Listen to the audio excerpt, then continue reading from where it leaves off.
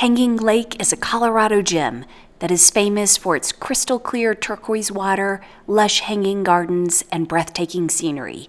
But getting there takes a little planning and a challenging uphill climb. Today, Randy and I are taking you along to show you everything you need to know about visiting Hanging Lake. From permits and parking to the trail itself and the incredible views waiting at the top. Let's go.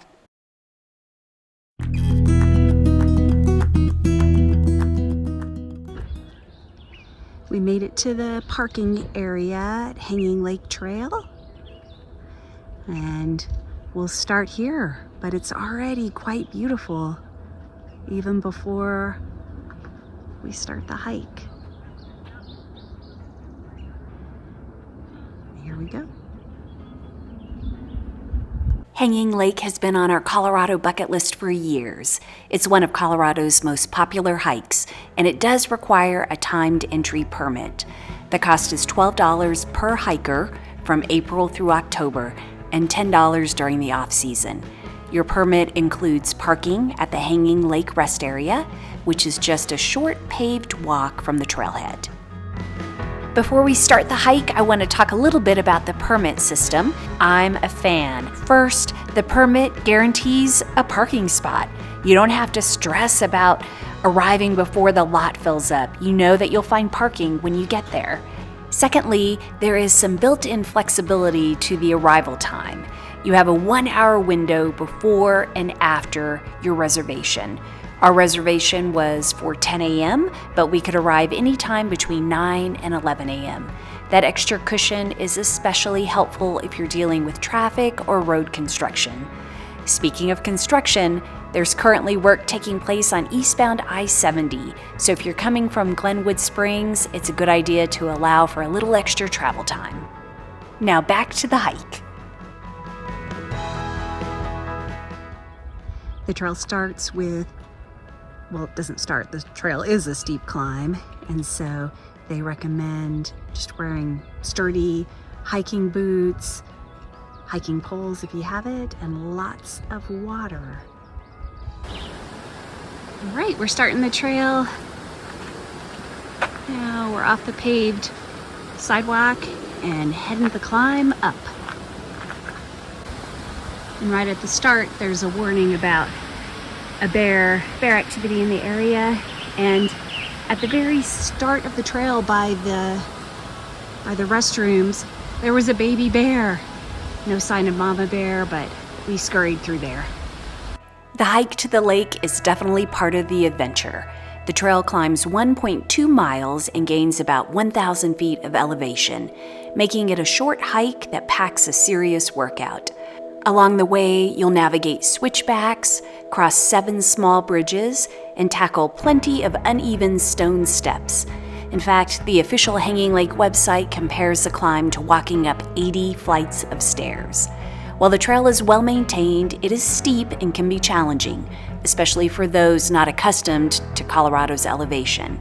If you'd like a little extra stability on the way up and the way down, hiking poles are available to rent for $7. Simply reserve them when you book your hiking permit and pick them up near the restrooms before starting your trek. The trail has a number of benches for those needing a rest and mile markers so you can monitor your progress. We're just now crossing Bridge 5, probably about halfway there. Onwards. The trail gets very steep near the top, and I was happy to see an AED just in case there was an emergency. There are some handrails right past Bridge 7. There's a little overlook area. You can see where we've come from, and that's where we're going. The handrails near the top were so helpful going up, and especially helpful coming down because the stairs are quite steep. And we made it to some level ground.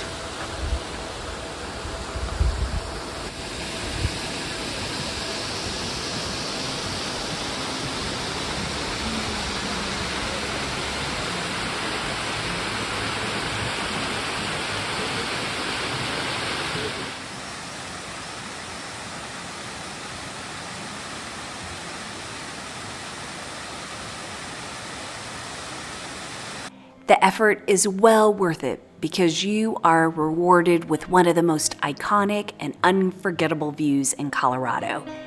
Hanging Lake is a designated National Natural Landmark. The lake's stunning water is framed by hanging gardens and lush greenery. It is beautiful. There are lots of benches on the boardwalk around Hanging Lake, so you can just sit, enjoy the view, commune with nature.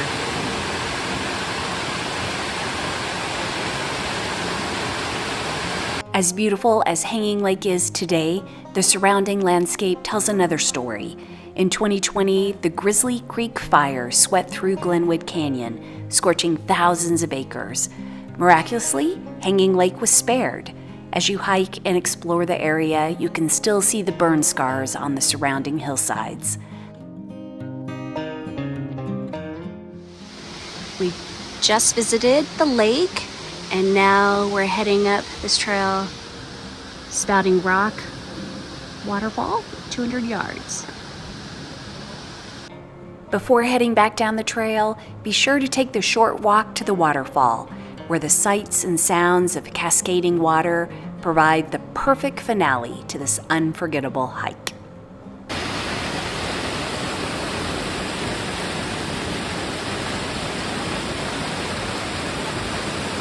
Hanging Lake is one of those places that totally lives up to the hype.